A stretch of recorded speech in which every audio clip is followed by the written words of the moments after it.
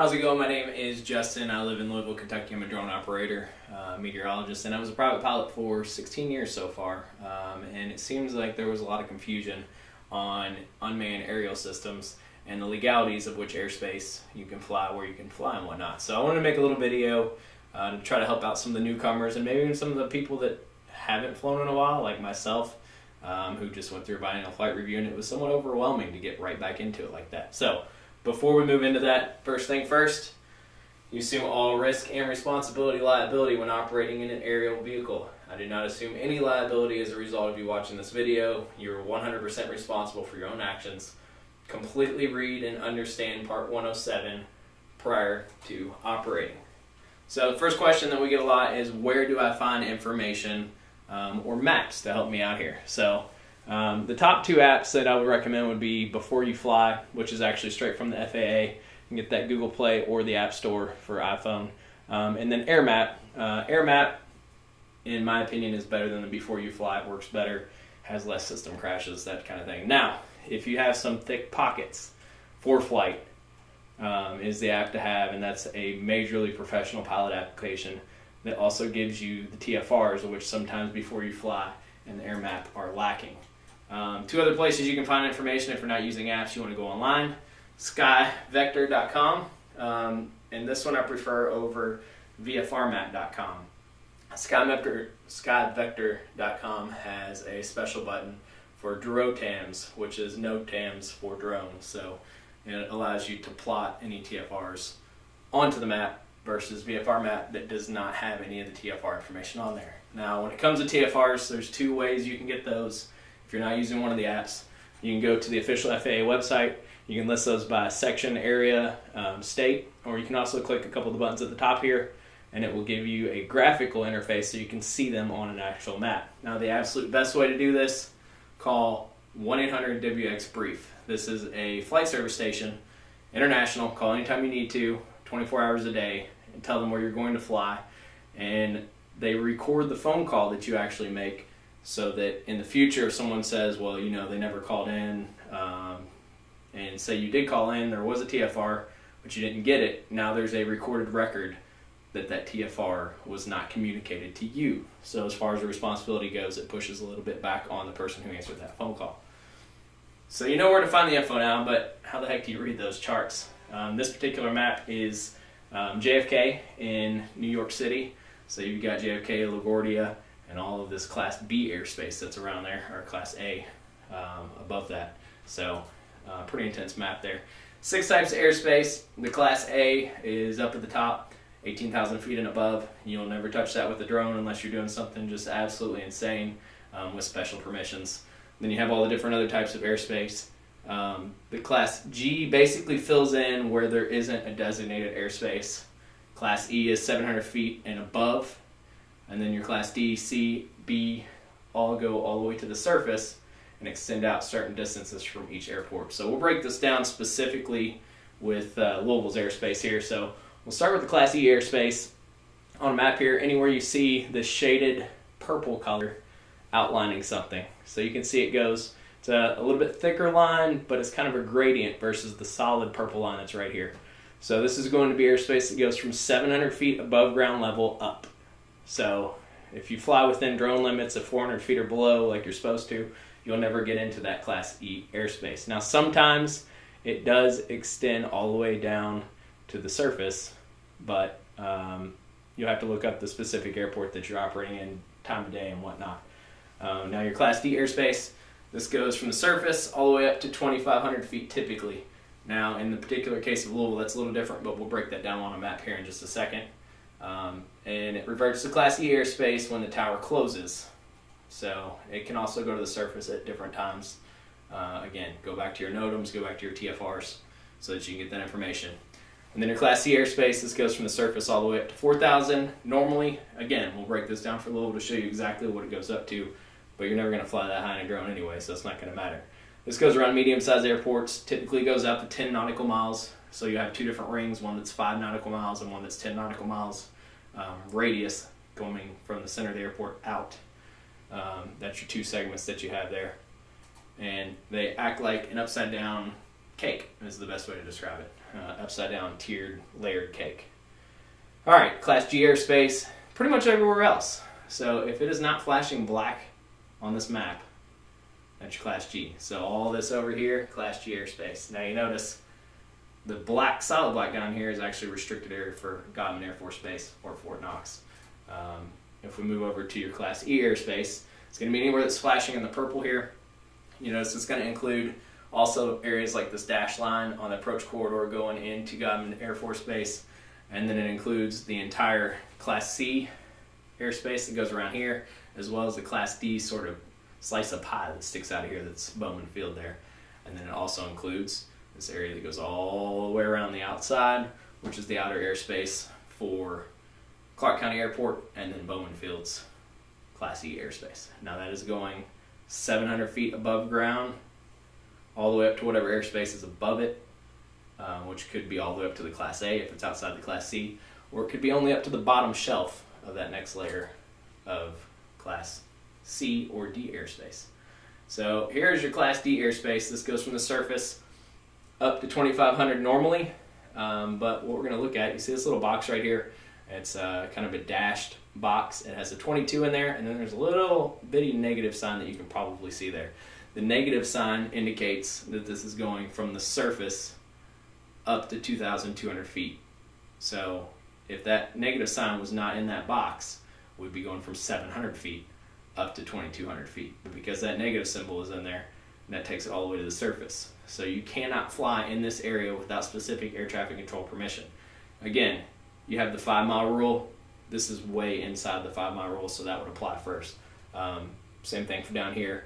You notice the different purple and then the blue. Same here. Blue is the main part of that Class D. It extends out during operating hours of the control tower, and then it shrinks back down in here and actually falls back into the Class C airspace at night, where Louisville International takes care of the airspace for that area. If you zoom in a little bit, you can see a little bit better. Here's Louisville International Airport, downtown Louisville. Here's the river. Here's Bowman Field right here. And then you can see this sort of pie slice that's in here. And then this blue ring that goes out here, as well as this purple extension that's dashed that sticks out there. This is all of the Class D airspace that is Bowman Field only. So again, this 22 right here, it's going to go from the surface all the way up to 2,200 feet.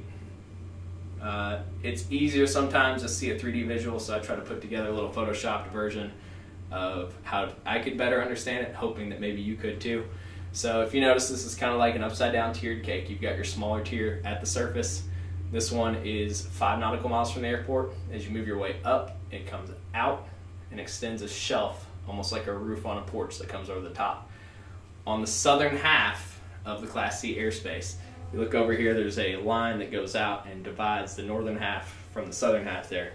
On the southern half, the secondary amount, which is 5 miles from the airport out to 10 miles away from the airport, starts at 1,700 feet. It goes up to 4,500 feet.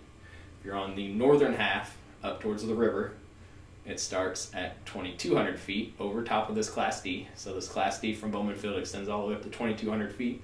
And then from 2,200 feet up to 4,500 feet, it's Class C airspace.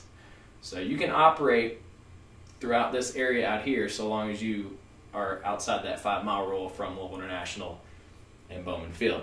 Now also keep in mind that there's helipads and other restrictions such as TFRs that could limit this, but I'm trying to keep this as simple as I can on the airspace only so that you can not get as confused. Inside of the red area here will be the Class C from the surface up and the Class D from the surface up. You cannot fly in here without special permission from air traffic control. So Class C is Louisville International, Class D is Bowman Field. It goes from the surface all the way up to that 4,500 mark of the top of the cake right there. Once you get above that, then you're outside of the Class D and Class C airspace. So this is taken straight from airmap.com. I had this pulsing back and forth. So we have the airspace, and then we have within 5 miles of an airport. So you can see the difference between the two of these. You have the pink colored ring here with the purple wedge. So pink colored ring is going to be the Class C airspace. Purple is going to be the Class D airspace. And then the pink out there could be Class D or Class E, depending on what time of the day. And you'll notice that our 5-mile ring, which is all of this yellow that goes around each one of these airports, also appears up here, but you don't see any actual airspace appearing on that one. That's because that Clark County Airport is an uncontrolled airport. It does not have a control tower. So it falls outside the Class D or C airspace and actually falls in the Class E airspace. So your 5 mile rule still applies there, and you would still have to notify within that 5 miles. What about downtown Louisville? Everybody wants to fly through the buildings downtown, the Yum Center, Louisville Slugger, across the bridges, Falls of the Ohio. Doesn't look that good. The yellow that's right here and extending down is Louisville International, so you could get up to about maybe Main Street, somewhere around Main Street south. But once you get there, or you're restricted from Main Street south. Once you go north of Main Street, you're okay, but then this line up here is Bowman Fields airspace, so you actually need to be east of that line to be out of the airspace there. If you're shooting along 64, and pretty much this is 9th Street right here, as long as you're from 9th Street to the west is which direction we should be here. I'm trying to look at this backwards on the screen. Anywhere outside the yellow shade is outside of Class C and Class D airspace. So Falls of the Ohio State Park, you're good to go up there as far as airspace is concerned, but the park rangers aren't too fond of people flying over that, so just use common sense when you go out and you want to fly somewhere, and use respect for whatever area you're flying over. So a few of the rules that I wanted to cover here, just because it's good to reiterate these.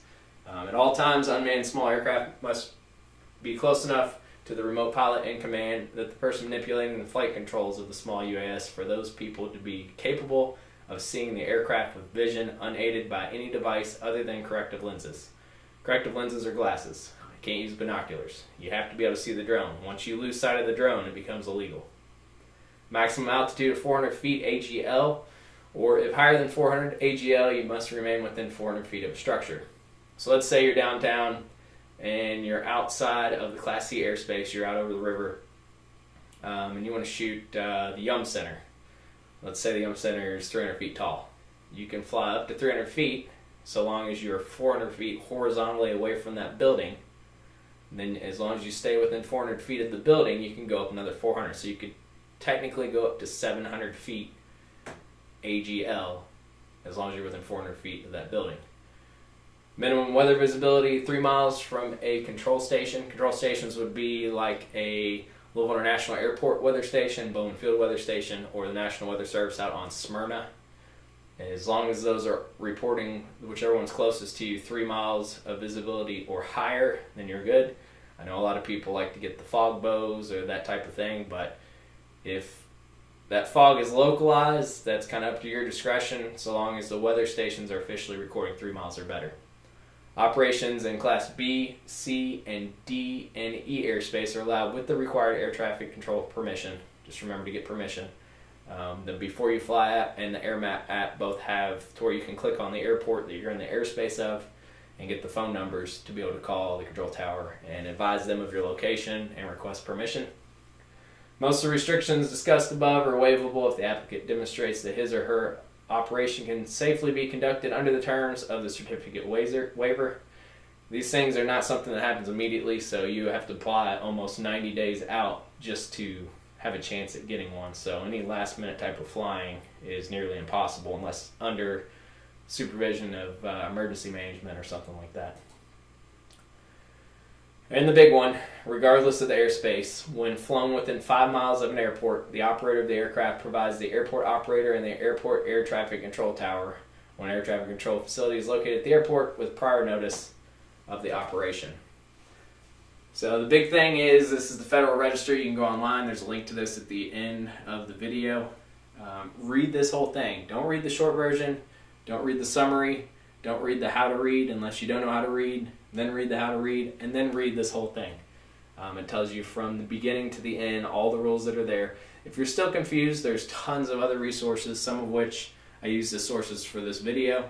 All the links are at the end, including AOPA, airmap.com, skyvector.com, ForeFlight, AOPA, and the FAA website for the FAA Register. So just remember, be smart, be respectful, and make sure that you follow the rules now so that A, you don't get penalized, fines and imprisonment, or possibly cause an aircraft accident, which is the worst case scenario. And that you just treat everyone with respect so that the general public view of what we're doing is accepted. I know right now there's a lot of people out there who don't like the drones, my mom included. So be respectful, be safe, know what you're doing before you fly, understand the rules, and nobody gets hurt. Everybody has a great day, and we get some awesome aerial videos. Thanks for watching.